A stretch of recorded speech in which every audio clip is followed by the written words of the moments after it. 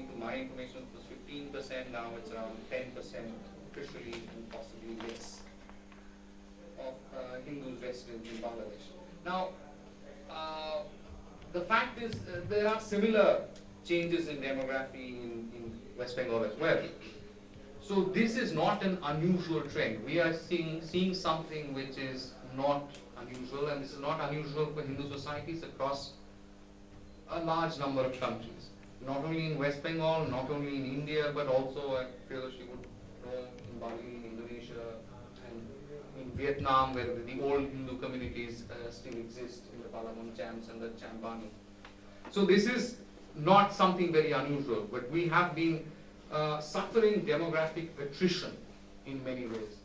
And because what happens in a minority which suffers demographic attrition is there are very few people who are willing to speak up for that minority. Because in the game of numbers, which works very well in a census-oriented, in a first past the post of any sort of democratic system, where the largest number of people form the government, it becomes very difficult for people to stand up for the minority. So unless the minority is very aggressive in what it wants to say, unless the minority is very assertive in what it wants to say. The sad part is, though it seems the Bengali Hindu was extremely assertive and extremely aggressive at the time of the British, but something seems to have happened post-independence, and that maybe because it was a psyche, or maybe, as I was discussing, it was a collective amnesia as to what happens. We have turned our back away from the issues of our identity as well as the issues as about our existence. If anyone, as Priyadarshi would, I don't want to go into this, the identity of the Bengali Hindu was explicit in a large amount of nationalist work. And the most famous work of that all was Anandamath, where the entire concept of both Hindu identity as well as Bengali Hindu identity was framed. It was framed very explicitly. And I'm sure Priyadarshi would vouch for it, I'm sure a lot of members here would vouch for it, that people went to the gallows smilingly because they thought they were upholding this identity against the West. But somehow or the other, what happened post-independence is striking. There seemed to be some sort of delegitimization of this identity. It may be because people who thought that they were not, that the partition of the country was responsible for delegitimization of their ideology. Now the problems which has resulted in Bangladesh and which we are facing, which we get to know every day, is properties being expropriated, there is violence on temples, there are violence on religious places, there are violence on persons, which include both sexual assault as well as on life and liberty and on physical assault on people. We also hear about large tracts of land. Land-based conflict in Bangladesh is something which we all have to live with, because for better or for worse, the Hindus held a large amounts of land in old Bengal. And these lands are slowly being whittled away. And we hear of more and more land mafia and more assertion of forces which want to grab land. And the most amount of land in Bangladesh which are free and which can be taken away very easily belong to Hindus, number one, and also belong to temple lands. That's what I hear. Because temple lands, there are not very many people who are willing to look after temple lands or lands which are dedicated to the deity in all over India. This is not an unusual fact. In India, we have seen huge amount of encroachment of temple lands in other places. So you can understand what is the status in Bangladesh itself. Now, this being the large, broad state, the question is, what can we do? You know, background-wise, we've discussed it, and I'm sure we are going to discuss it. What can we do? One is, as Povitra rightly said, is that we have to take an interest in Bangladesh. That is the most key, most important thing which needs to be articulated and pushed again and again and again and again. We have to take an interest in the goings-on of what happens in Bangladesh. As a person who is conscious of this problem, I can vouch that I don't have access to enough information. When I read Bengali newspapers, when I read English newspapers out of Calcutta, this is not a question which is spoken about. For a large portion of the time when we grew up, this question was taboo. You do not raise it. And I would raise it again and again, the question recurrently with a lot of people who came from Bangladesh is that what happened? No one was willing to talk about what happened. It is as if the past did not exist. And I've asked them, why were you thrown out? Who threw you out? Oh, that's a problem. That's a problem of globalized communism, of socialism, of capitalist structures. Everywhere but the problem itself. No one will ever say that the problem was because we were thrown out, because of who we were, because of identity. No one was even willing to talk about it. Even today in West Bengal, in polite circles, in Bhadralok circles, you can't raise this question. People will switch off automatically, and that's something which we have to correct. This is not so in the Tamil issue, where I've seen Supreme Court advocates very aggrieved by what has happened, and very powerful senior advocates being aggrieved by what. This is not so in West Bengal. We have to start talking about it. Now, second point is something which we also have to recognize. This is something which we take for granted, but we have to start believing in it and treating it as an article of faith. That is, recognize that dharma in danger anywhere is dharma in danger everywhere. Because if you don't recognize that dharma in danger anywhere, that problem is going to land up in our door. And this is not unusual. I think this is a consistent fact, and anyone who has studied Indian society, it's not only us, it's not only now, have always maintained this. Whether it be Mahatma Gandhi, whether it be Swami Vivekananda, that famous quote of Swami Vivekananda, anyone leaving the Hindus is not only an enemy against, but it's enemy against the country. And so it's not one enemy more. One enemy more. It's a fact that we have to recognize. It's not that you have to fight them, but it's a threat which you have to recognize.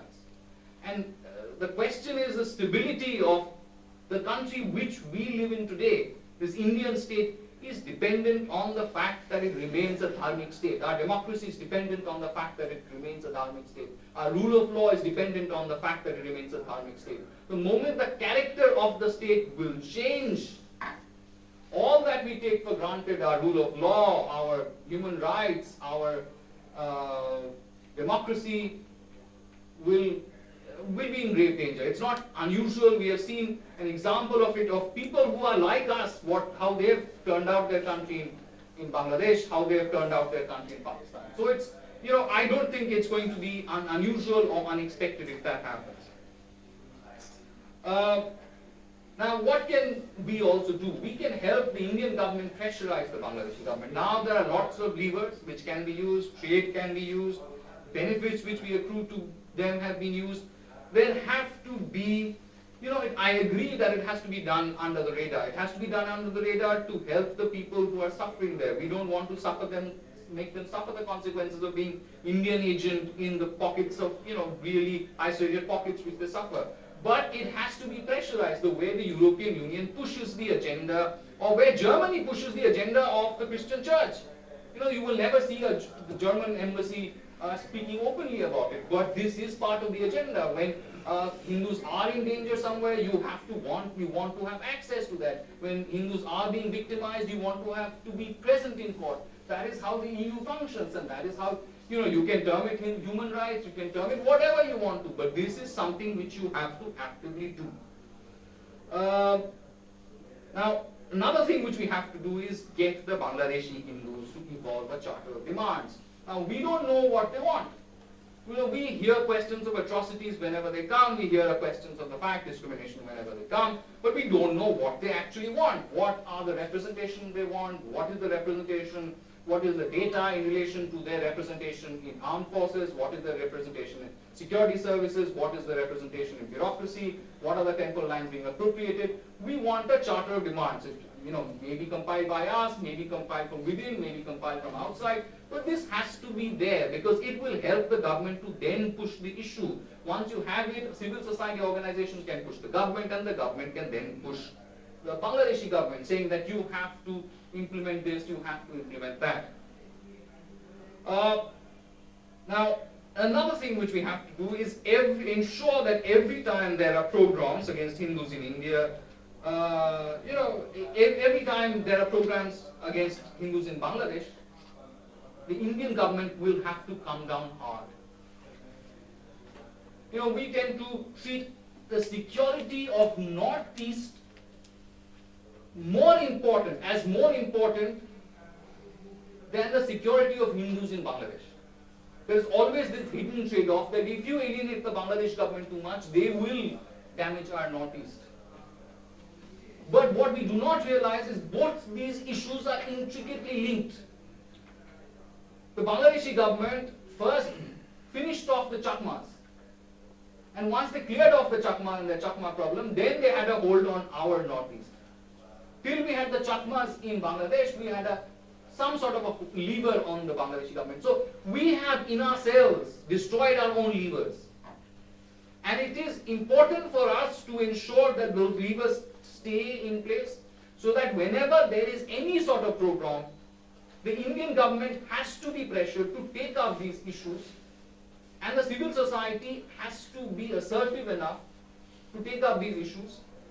I am saying that I can see a change. I can see a change maybe from 10 years, for the last 5 years I see a change. But this has to be consistent, this issue has to be pushed, and this has to become an overarching issue of not only Hindu Bengalis, but of Hindus in general. We need to fund human rights organizations which highlight these causes. A part of that would be, we have to fund human rights organizations in Bangladesh which will highlight these causes so that these issues can be reflected in the broader political debate which we have in this country. Now what we have to ensure is, irrespective of this, we have to ensure that the Bangladeshi Hindus remain where they are. That will be easiest is to ensure that they come to India. If you give them benefits and if you treat them simply as refugees, as a lot of people want, there is this huge sea voter issue which is in Assam, where people want to be treated as Indian citizens. They want Indian citizenship. The moment you give them Indian citizenship, is the easiest way out, and then people will leave. Now we have to ensure that they stay. I think, as someone from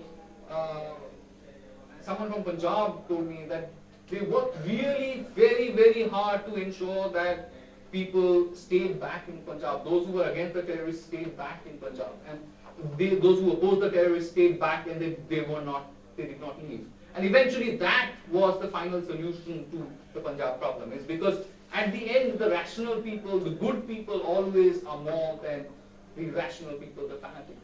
So if you ensure that they stay, the society, the way the society thinks of you will slowly change. And the momentary storms will pass. So we'll have to ensure that they continue to stay in Bangladesh.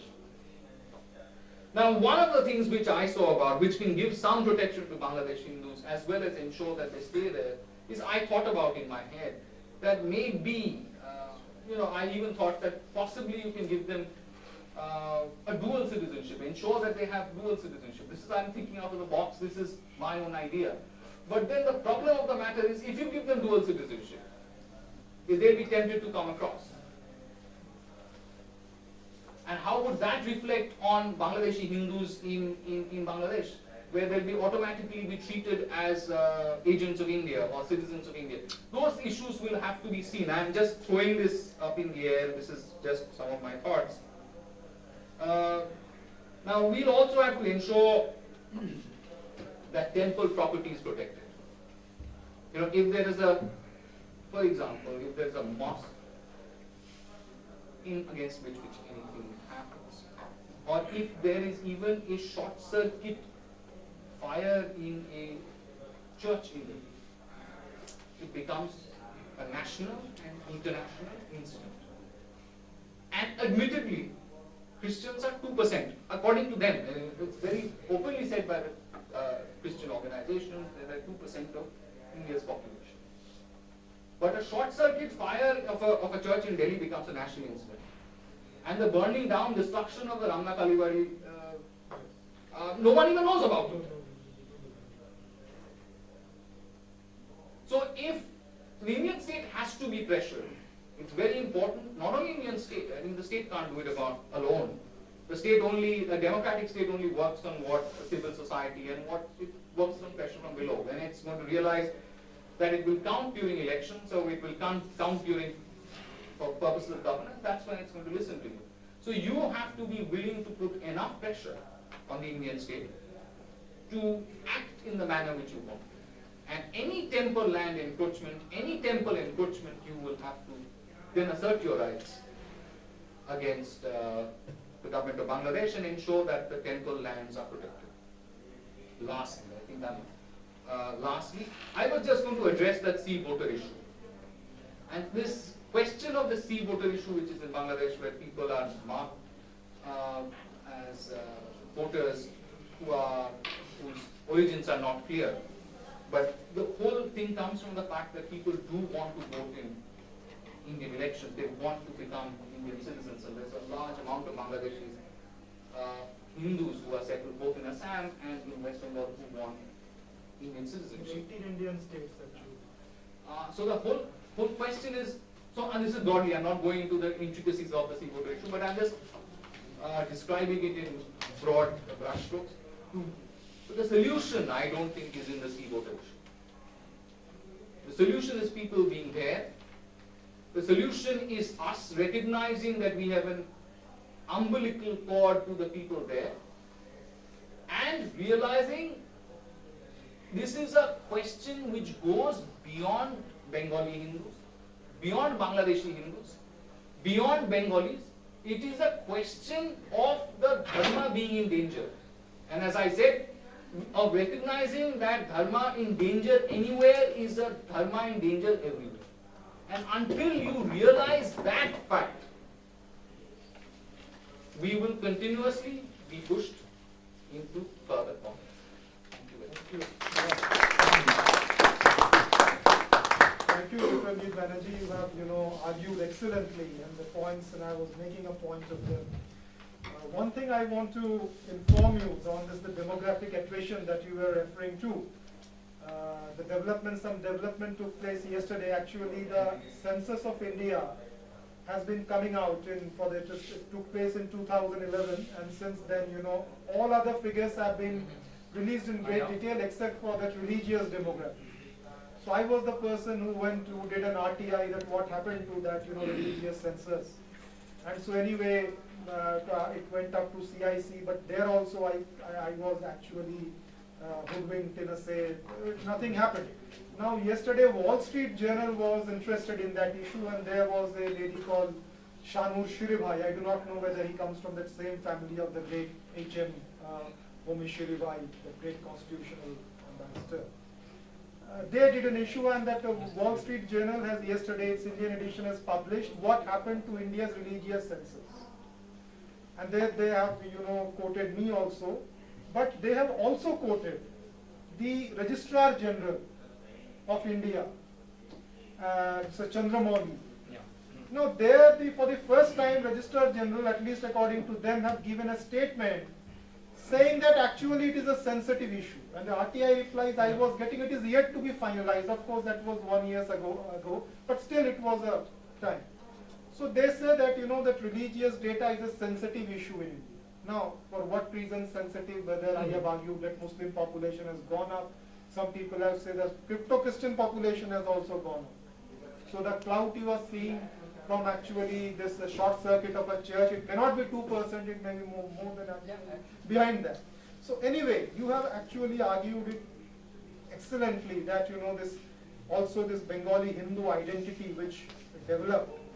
And one of the reasons that we adopted, these things happened right from Bankim Chandra, Bengali, this Hindu nationalism that developed into India actually came from Bengal. But after the rise of communism, somewhere right from it gathered more in the mid of the 20th century, this I have 40s actually, this identity that they try to give the Bengalis, everybody who speaks a Bengali is a Bengali, is a Bengali, something like this, or religion does not matter.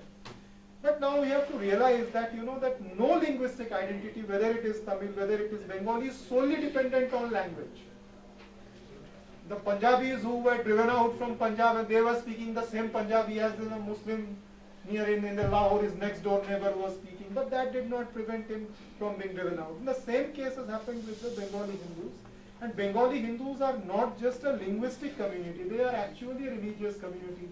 We have the occasion to discuss this other occasion, and I think we would extend it. But now, you have told what is actually wrong with us and what we should do.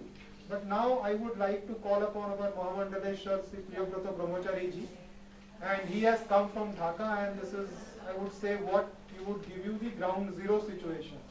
And he is also a person more competent to speak more than any of us on dharma, and so I would, he is a direct disciple of Mahanamrata Brahmachari, one of the leading saints of Bengal of 20th century. And so Mahamandaleshwar Priyabrata Brahmachari ji, I would like to invite you, sir. Say, prevents any action is this, the presence of the Islamic lobby in India, you know, which has been very, very active since the Mopla days, Khilafat days 1920. And as the latest television debates, the newspaper articles, you'll see how that lobby is strong, from the kind of statesmen they have made on the latest incident in Paris. So that lobby is very strong. And that lobby survives not only because of the fanatics, but also because Hindus were secular. So, fine. So with these words, I will thank you once again for giving me a question. Thank you so much.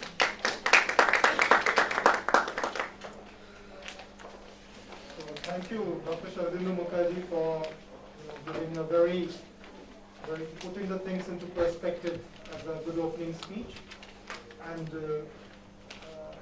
what I feel at one place that we were speaking in the last session of the linguistic and the religious identities.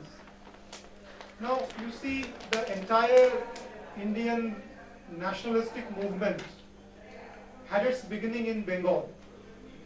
And most of the Bengali stalwarts, they were writing, many of them were writing in English and developing, you know, the vision of a future political India.